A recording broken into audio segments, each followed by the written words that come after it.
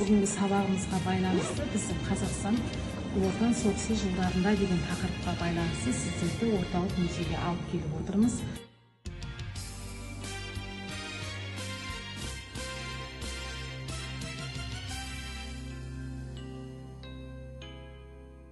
Сіздердің білімдеріңізді тереңдету мақсатында музейге келіп отырмыз. Бізді осы музеймен, осы жердегі әрбір затпен таныстыратын Әлішер Талғасұлы. Сіздердің білімдеріңіздің кеңеюіне үлкен үлесін қосады. Оған соғыс кезіндегі барлық қазақтардың сол кездегі қосқан үлесін дәл осы бір кестемен көрсек болады. Ең алдымен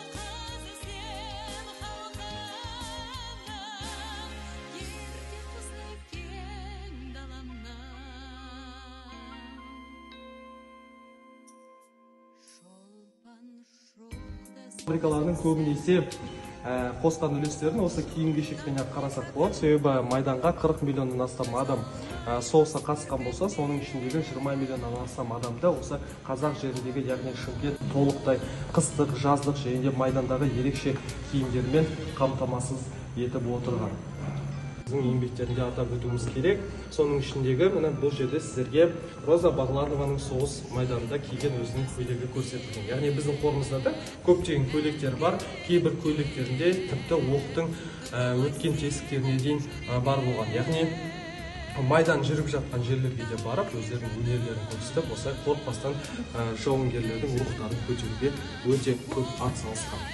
Құрметті білім алушылар, бүгін көптеген мәліметтерді білдіңіздер деп ойлаймын. Енді қалған мәліметтерді кітапханаларға барып және көптеген оқулықтардан және электронды оқулықтардан интернет желісінен біз осы қазақстандықтардың еңбектерін оқып біліп, келесі сабағымызда осы сұрағы адамзат баласында көптеген өмірінде көптеген соғыстар болған біз білеміз тарихтан. Ал осы соғыстың орны ерекше, қаншама қасірет қайғы алып келген, осы соғыстың зардабын қаншама отбасыларға орны толмас шығын, адам шығындарын естіп жатсыздар. Қандай еңбек тау жұмысының еңбектерін, кішкентай жұмысқа жарамды әрбір баланың еңбегін бағалап естіп жатырсыздар. Жаңа енді солардың барлығын, сол қалған деректерді біз өз беттерімізше оқып, студенттер өзінің жұмысын жасап, келесі сабағымызды Қазақстан Ұлы Отан соғысы жылдарында деген сабағымызды колледжге барып, өз кабинетімізде сабақ майданында жалғастыратын боламыз. Ал сіздерге сәттілік тілеймін.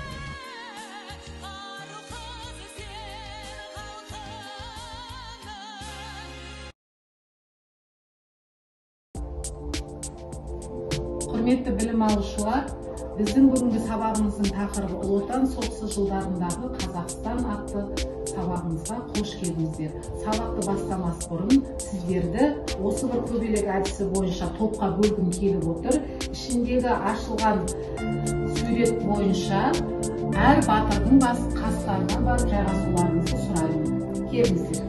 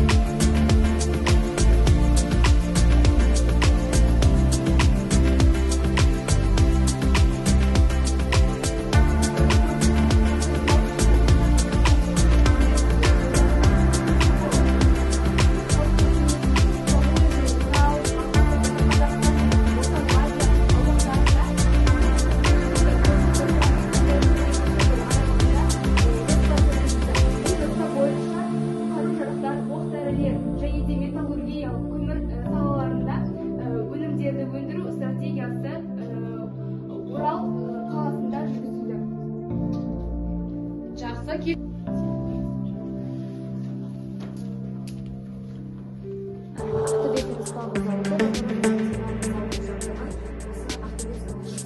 Ақтөбе облысында. Жақсы, ал келесі топ келіңіз.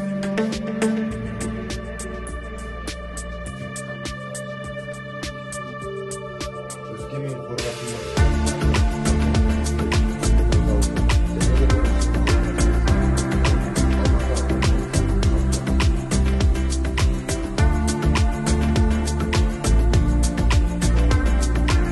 Ал екінші топ келіңіз.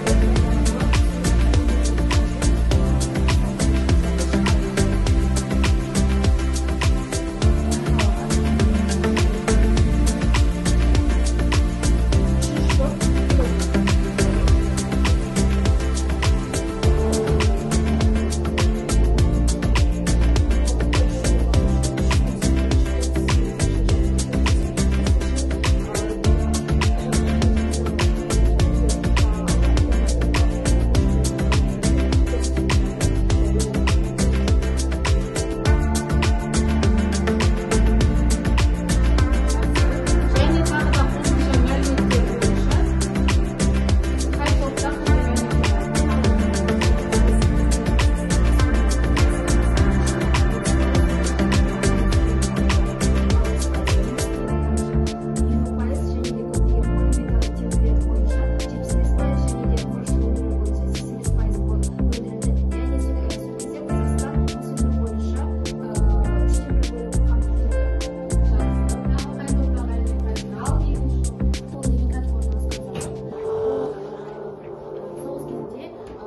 машиналар және топ-34 танкілерін шығарушы болды. Және Пушкин заводы ол да қару-жарақтарды соғыс кезінде шығарды.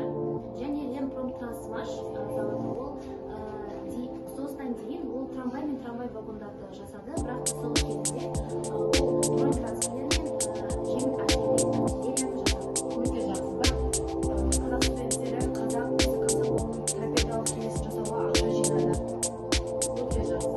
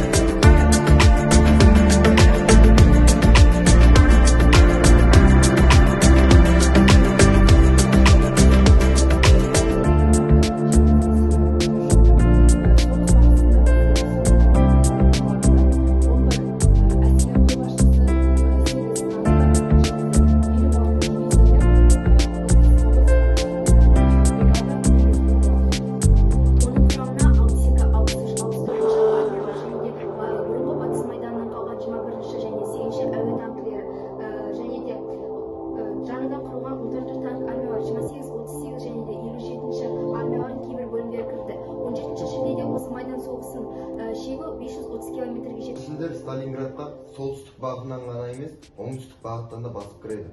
Сталинградты алмақ мақсатында 4 рет шабуылға шығады. 13 және 15 қыркүйек аралығында екінші шабуылға шыққан кезде Сталинградтағы батырлардың жағдайы нашарлайды. Ол жердегі әрбір үй оларға қамал сияқты болып көрінеді. Және германдық әскерге төтеп беру үшін 3 жоспар болады. Уран ол Сталинградтағы неміс әскерлерін қоршап алу. Және кіші Сатурн герман әскеріне батыстан және оңтүстіктен келетін көмекті жолын кесіп тастау. Және де Нептун шеңбер ол қоршауға түскен фельдмаршал Паулюстың әскерін талқандау болады.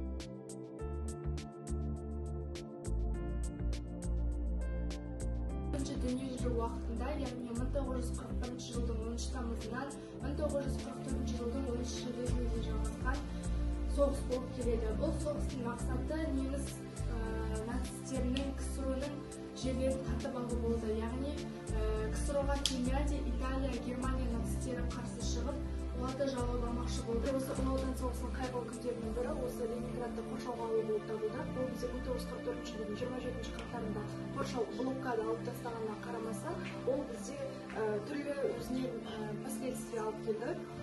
Яғни оның жаман жақтарына келетін болсақ, ол халықтар 872 күн мен 9 күндер аралығында осы қайғылы күнді табандылықпен көтерді.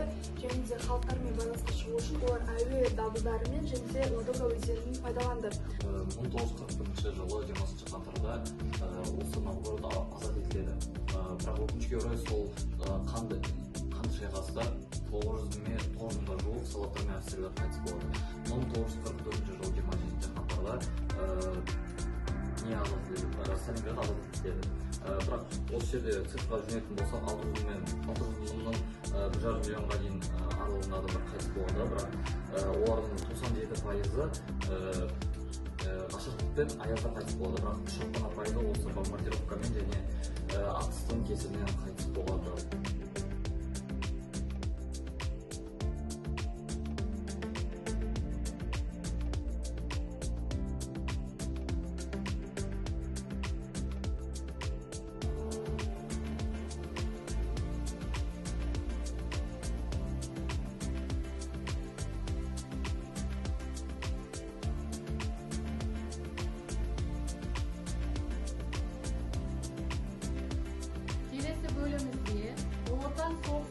адамдағы қызықты деректерге тоқталу үшін барлықтарыңызды назарларыңызды маған бұрсаңыздар және қызық екен интеллектуалды сайтына кезек береміз.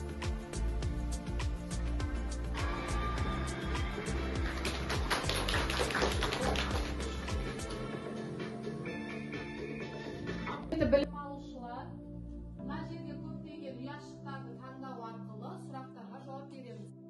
Сіздерге берілген ұяшықтар көрініп тұр. Сол ұяшықтарды 3 топ таңдасақ, қай ұяшықты таңдайды? Бірінші топ қай ұяшықты таңдайсыздар? Қызықты жағдай сіздердікі. Екінші топ бөлек сіздердікі. Махаббат. Ал енді бірінші топтікі қайсы? Қызықты жағдай. Ал бұл жерде Роза Бақанова Отан соғысында әбіше қатысқан уақытында алған жарақаты қандай? Көз жарақаты, қол жарақаты, аяқ жарақаты. Ал айтамыз, көз жарақаты. Дұрыс, дұрыс.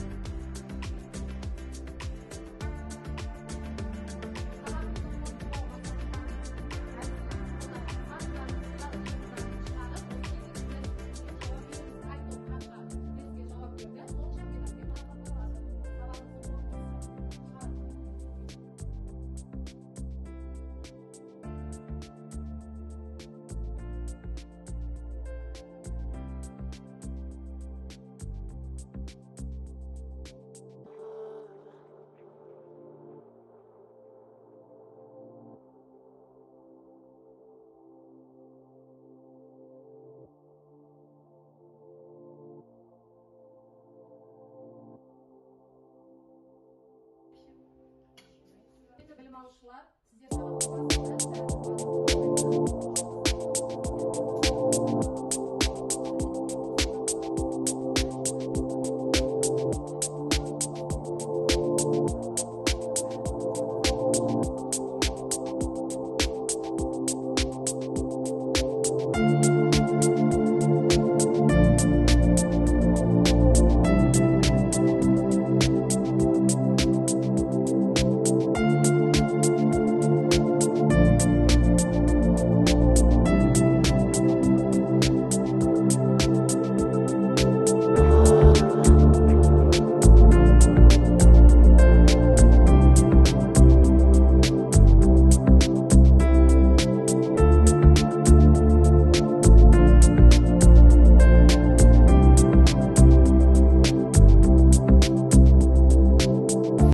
Дауылмен тербеп оның жас бесігін, мәншүк деп ел атаған еркесінің, адамның сақтау үшін ана сүтін, майданға пулеметпен аш бесігін. Мәншүк апа, бір өзіңді сағынамын, мәңгілік талантыңа табынамын. Ер қадірін түсінген сіздей жанның мойнына моншақ болып тағылады.